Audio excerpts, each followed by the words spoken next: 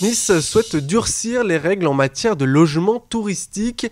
En juillet dernier, le conseil municipal avait déjà voté en faveur de conditions plus dures. Désormais, Christian Estrosi veut réduire de 50% les logements saisonniers dans les quartiers en tension, Hugo Petitjean. Et ça fait partie des mesures annoncées par le maire de Nice. Ce mardi, il compte bien redonner aux Niçois la possibilité de se loger dans leur ville à l'heure où le marché locatif est en forte tension. Et quel rapport avec les logements saisonniers de type Airbnb? Eh bien c'est simple, à Nice il y a du logement saisonnier, ça c'est sûr, mais il est compliqué de se loger quand on souhaite s'installer sur le long terme.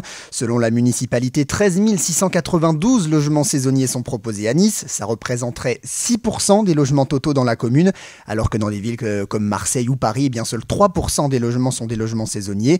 6% c'est donc trop pour le maire qui regrette surtout une professionnalisation de la location meublée touristique.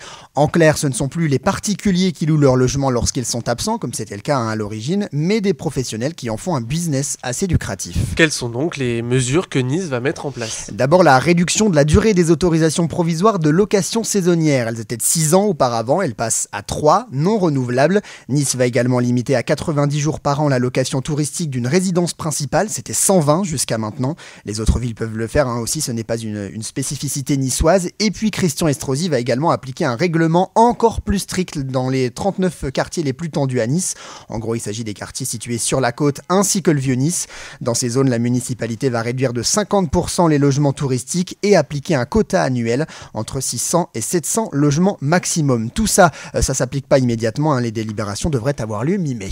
Va-t-il y avoir des contrôles et aussi comment on va s'assurer que tout ça est bien respecté? Eh bien là, Christian Estrosi propose une équipe de 7 agents assermentés qui s'assureront que tout est bien respecté par des opérations de vérification et en cas de non-respect des règles imposées par la ville, eh bien les bailleurs s'exposent à près de 100 000 € d'amende. Alors cette chasse aux locations saisonnières n'est pas nouvelle. Oh non, déjà en 2022, Nice avait renforcé ses règles et les contrôles pour réguler ses locations. Puis fin 2023, la municipalité avait encore durci le ton concernant les boîtes à clés installées sur l'espace public, ces fameuses boîtes qui permettent aux bailleurs de laisser les clés aux locataires pour une arrivée dite autonome. Christian Estrosi avait pris un arrêté pour interdire ces boîtes sur le mobilier urbain et il avait ordonné à ses équipes de les détruire après avoir averti les bailleurs par des autocollants.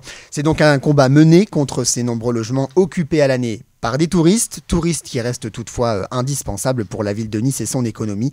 Près de 12 millions de visiteurs ont été accueillis en 2024. Merci Hugo Petitjean et on vous mettra sur exactinfo.fr la carte des quartiers concernés par les restrictions les plus importantes ainsi que toutes ces infos sur les logements saisonniers à Nice.